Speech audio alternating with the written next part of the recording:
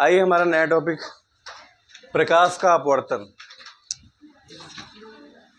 प्रकाश का अपवर्तन, refraction of the light, क्या बोलते हैं इसको?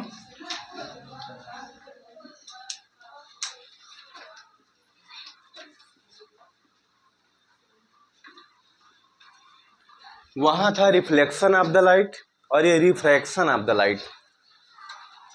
घटना अपवर्तन की है, वहां परावर्तन था, यहाँ अपवर्तन है। अपवर्तन की घटना में ध्यान दीजिए, परावर्तन में हमने पढ़ा था कि कोई भी प्रकाशीय किरण जब किसी समतल पर पड़ता है, प्लेन मिरर पे पड़ता है, तो वहां से क्या होता है, परावर्तित होकर उसी माध्यम में लौट जाता है। लेकिन अपवर्तन की घटना में मान लीजिए कि ये कोई एक प्लेन है, एक माध्यम से किरण आती है, दूसरे माध्यम में प्रवेश करती है। एक माध्यम से किरण आती है और दूसरे माध्यम में किरण प्रवेश करती है। अर्थात अपवर्तन की अगर हम परिभाषा दें, जब कोई प्रकाशीय किरण एक माध्यम से दूसरे माध्यम में जाती है, ये आपका मान लीजिए मीडियम 1 है और ये मीडियम 2 है। माध्यम का मतलब क्या है जान दो। जैसे हवा एक माध्यम है, पानी एक माध्यम है, कांच एक माध्यम है। प्रकाश की किरण आएगी, हवा में से पानी में जाएगी भाई, हवा में से किरण होके पानी में जाएगी, या हवा में से किरण कांच में होके आ रही है। आर पार अगर दिख रहा है, पारदर्शी माध्यम है, तो ये माध्यम जो होता है पारदर्शी होता है। एक माध्यम से दूसरे माध्यम में जब किरण प्रवेश करती है तो अपने मूल मार्ग से थोड़ा विचलित होती है। बात को समझो, जब कोई प्रकाशीय किरण एक माध्यम से दूसरे माध्यम में प्रवेश करती है तो अपने मूल मार्ग से थोड़ा हट जाती है। कैसे हट जाती है? जैसे मान लो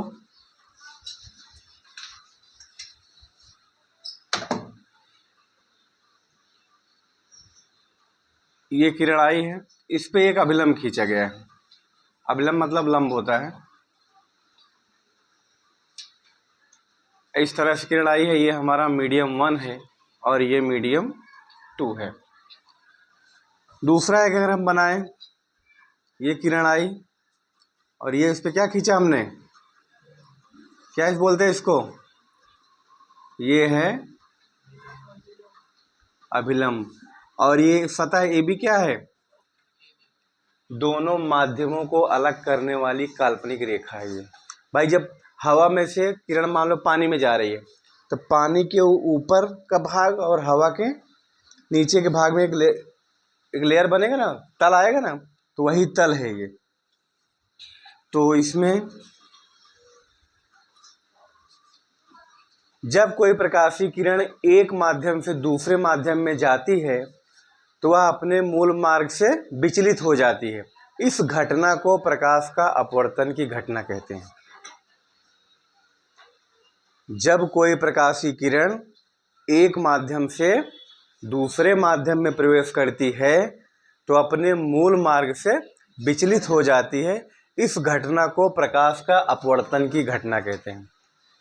मेरे साथ सही बोलेंगे, जब कोई प्रकाशीय किरण, मेरे साथ में बोलेंगे, जब कोई प्रकाशीय किरण एक माध्यम से दूसरे माध्यम में प्रवेश करती है तो अपने मूल मार्ग से थोड़ा विचलित हो जाती है। कभी कभी यह किरण अभिलंब से दूर हट जाती है और कभी कभी यह किरण अभिलंब की ओर झुक जाती है। यहाँ अगर देखो अभिलंब से दूर हट गई है, यह अभिलंब है, दूर हटी है, और यहाँ क्या हुआ है, अभिलंब के पास, यानी अभिलंब की ओर झुक गई है। ऐसा कब होता है, इसकी चर्चा भी हम करेंगे। मीडियम 1 है और ये मीडियम 2 है। क्लियर है?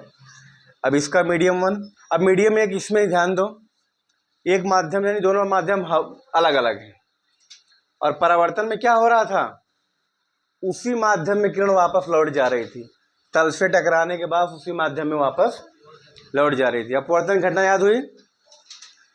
जब कोई प्रकाशीय किरण एक माध्यम से दूसरे माध्यम में प्रवेश करती है तो अपने मूल मार्ग से थोड़ा विचलित हो जाती है। क्लियर है? इतना परिभाषा जो है तुम्हारे अपवर्तन की परिभाषा हो जाती है।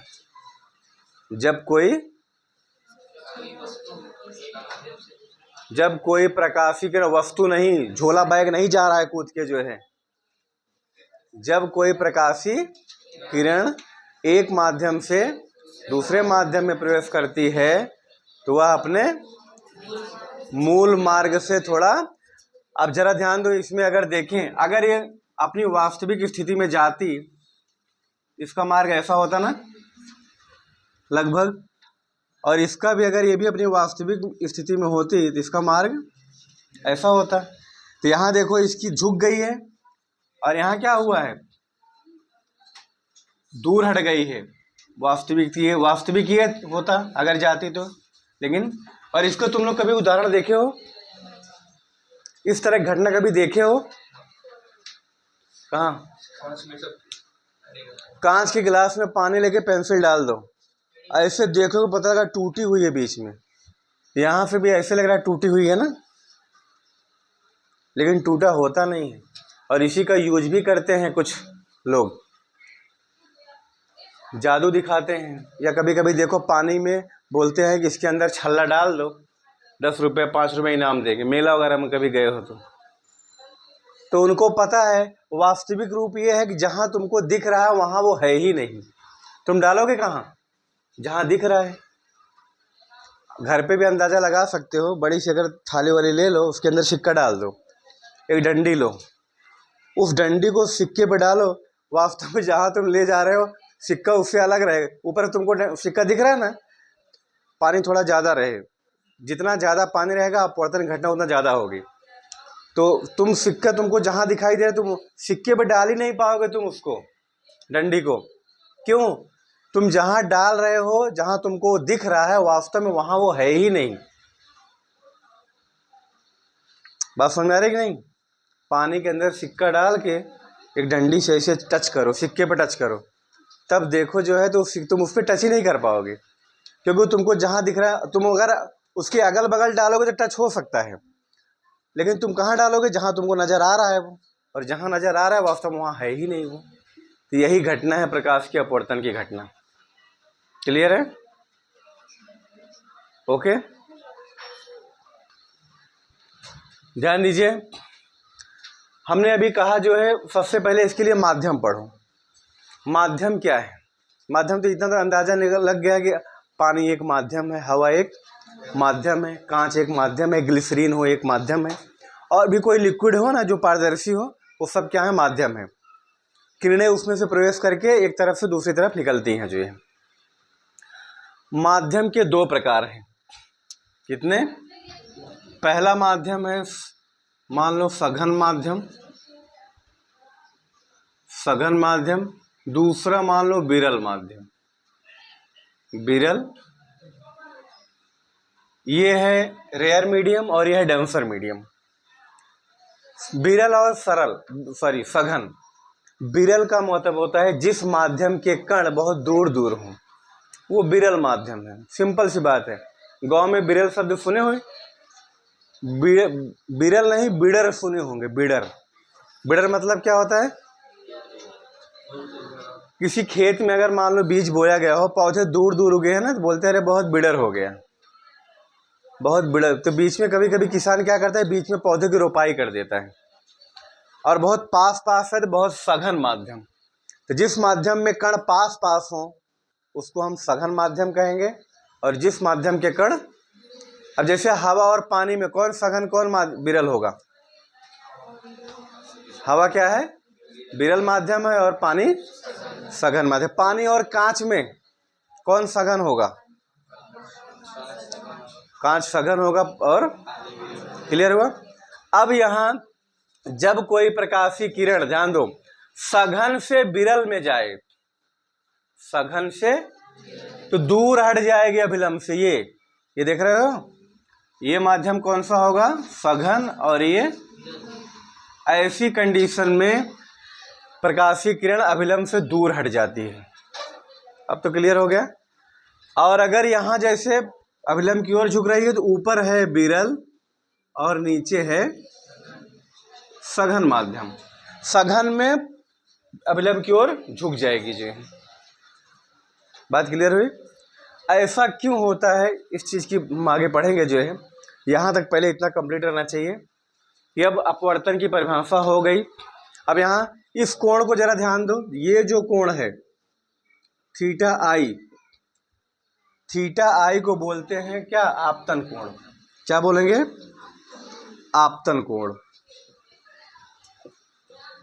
आपतन कोण अर्थात थीटा।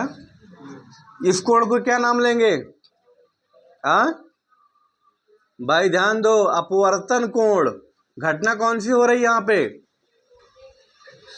घटना हो रही है अपवर्तन की, तो कोण बनेगा अपवर्तन कोण। वहां घटना हो रही थी परावर्तन का, इसलिए कोण बन रहा था परावर्तन कोण। वहां आपतन कोण दोनों में सेम था ना, आपतन कोण था। भाई ये कौन सी किरण है? ये आपतित किरण, और ये अभिलंब। आपतित किरण और अभिलंब के बीच में बनने वाला कोण आपतन कोण। आपतन कोण के लिए तो यहाँ जो है वही वहां भी था। अब यही जो है किरण यहाँ आ रही थी, यहाँ से लौट रही थी ना परावर्तन में। अब यहाँ परावर्तन में यहाँ से नहीं लौट रही, दूसरे माध्यम में घुस रही है, अंदर जा रही है छेद करके। अपवर्तन में एक माध्यम से दूसरे माध्यम में घुसती है, परावर्तन में उसी माध्यम में वापस लौट जाती है जी। क्लियर? तो यहाँ अपवर्तन की घटना है, इसलिए ये जो कोण बनेगा इधर, यहाँ पे अभिलंब और इसके बीच का ये कोण, कौन सा कोण होगा? ये अपवर्तन कोण है थीटा, थीटा आर। अभिलंब और ये अभिलंब इधर है ना, ये अभिलंब और ये किरण का नाम क्या होगा? वहां परावर्तित कोण हो रही थी ना, किरण बन रही थी भाई, आपतित किरण परावर्तित किरण। यहाँ आपतित किरण अपवर्तित किरण, अपवर्तन की घटना है, इसलिए जो किरण अंदर जाएगी वो अपवर्तित हो जाएगी। क्लियर? तो माध्यम सरल और विरल माध्यम दो होते हैं। जिसके कण पास पास हो वो सघन है, जिसके कण दूर दूर हो विरल है। आपतन कोण अपवर्तन कोण ये हो गया। क्लियर है? अब इसमें अब आगे चलो, अपवर्तन हो गया। इसके बाद कांच के आयताकार स्लैब से अपवर्तन की घटना सीखना है। तो इसमें किसी कुछ डाउट हो तो बोलो, कुछ डाउट हो? अब यही घटना बनती है आप लोगों को कभी कभार दोपहर में, जैसे धूप हो ज़्यादा, आप सड़क पे अगर गाड़ी में बैठे हो जा रहे हो तो दूर तुमको पानी नज़र आता है। पानी होता नहीं है, सड़क पर पानी नज़र आता है दूर से, और जब पास में जाते हो तो पता है कि लगा कि पानी है ही नहीं वहाँ पे। तो वहाँ भी अपवर्तन की घटना ही नज़र आती है। लगता है पानी है, होता नहीं है।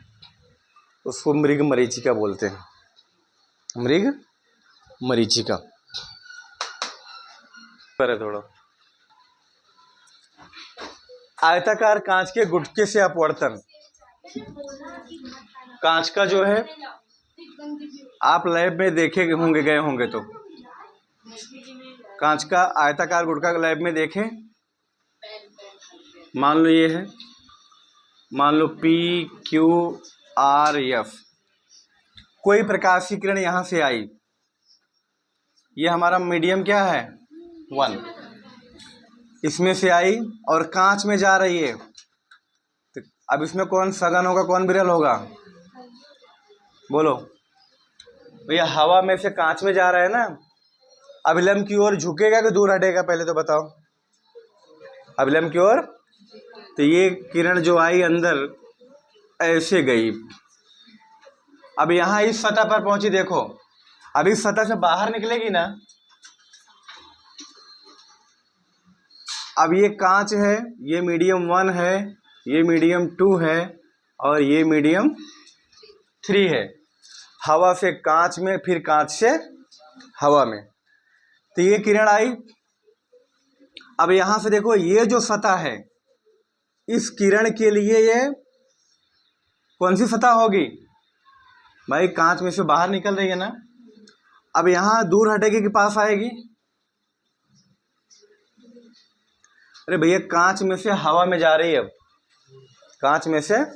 तो ये कोण यहाँ मान लो बना θ1 और ये कोण कौन सा है θ2 और ये कोण θ3 और ये θ4। सबसे पहले कांच के अंदर की बात करो, देखो ये है और ये लंब है, ये उसकी तिर्यक नहीं हुई, कुछ याद हो तो। ये कौन सा कोण होता था, एकांतर कोण। यहां से क्या प्रूफ निकल रहा है कि θ2 बराबर किसके हुआ, θ3 के। अब डेविएशन अगर यहां देखें, वास्तव में इसको कैसे जाना चाहिए था, ऐसे जाना चाहिए था, और यहां कैसे जाना चाहिए था, ऐसे जाना चाहिए था। तो यही विचलन कोण है जो है, ये जो जितना दूर ये विचलन कोण कहलाता है। वास्तविक स्थिति से और प्रारंभिक स्थिति से जितना अंतर आता है, जाना यहाँ चाहिए था, गई यहाँ से, विचलन कोण है ये। ठीक है, तो आयताकार कांच के टुकड़े से आपको समझना है, ये हमारी सतह है, पहली दो माध्यमों को अलग करने वाली सतह PQ है। PQ सतह के लिए ये कौन सा कोण है, आपतन कोण है, और ये अपवर्तन कोण, अपवर्तन कोण। ओके, RS सतह के लिए ये जो किरण आ रही है, कौन सी किरण है, आपतित किरण है ये। और बाहर वाली यहाँ कोई नाम अगर दे दें, इसका नाम तो कुछ दिया नहीं है, मान लो यहाँ पे है A, ये B है और ये C है, यहाँ पे, यहाँ मान लो D है। ठीक है, नहीं ये तो अभिलंब था ना, तो सीधा अभिलंब था, ये है D। तो अब समझो, आयताकार स्लैब के हम बना रहे हैं, ये किरण यहाँ आई, आने के बाद क्या हो गया, झुकेगी थोड़ा अभिलंब की ओर, झुकी, फिर यहाँ दूर हटी। सोचो जरा, किरण यहाँ से घुस रही है, निकल कहाँ से रही है, यहाँ से, तो बीच में आपको दिख रहा है ना स्पेस। भाई टार्च को हम यहाँ मार रहे हैं मान लो, और रोशनी उसके इधर से निकल रही है, अजीब लगेगा ना जो है। तो अंदर ही अंदर अपवर्तन की घटना उसमें कंप्लीट हो रही है जो है। तो आयताकार कांच के टुकड़े से यही इतना तुम्हारा मेन है। इसको बनाना समझ में आया कैसे बना है, बुक में आप देख सकते हो, नॉर्मल से लाइन केवल दे दिया है बस जो है। ठीक, कांच का स्लैब है, वायु था, कांच फिर वायु। ठीक, तो इसमें जो है इसके दो नियम भी हैं, अपवर्तन के भी दो नियम हैं। अपवर्तन कितने नियम, परावर्तन कितने पड़े थे, लो, परावर्तन के दो नियम पड़े थे, अपवर्तन के भी दो नियम हैं। परावर्तन में पहला नियम क्या था, आपतित किरण, परावर्तित किरण और अभिलंब तीनों एक ही तल में होते हैं। और यहाँ भी आपतित किरण, अपवर्तित किरण तथा दोनों माध्यमों को पृथक करने वाली पृष्ठ के आपतन बिंदु पर अभिलंब सभी एक ही तल में होते। पहला वही है जो वहां था, दूसरा वहां था आपतन कोण और परावर्तन कोण बराबर होते हैं, लेकिन यहाँ आपतित किरण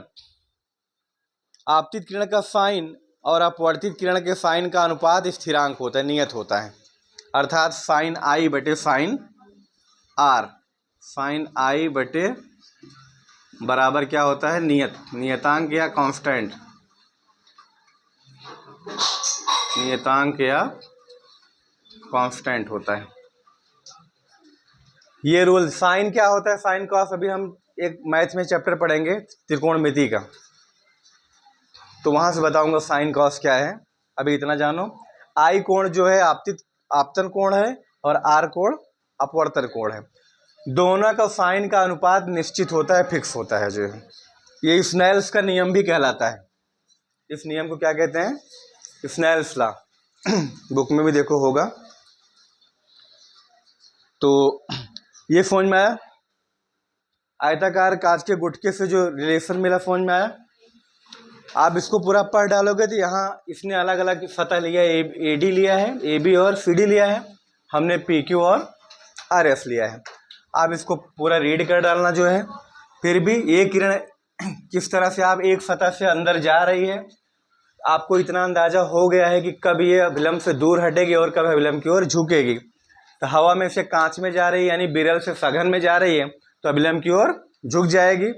और फिर जब कांच में से बाहर निकलेगी, वास्तव में इस किरण को हम बोलेंगे निर्गत किरण। क्या है ये? निर्गत किरण, मतलब बाहर हो गई, निर्गत हो गई। तो अब यहाँ हवा में से कांच में से हवा में जा रही है यानी सघन में से बिरल में जा रही है तो अभिलंब से क्या होगी? दूर हट जाएगी जी। ठीक है, तो ये इतना है।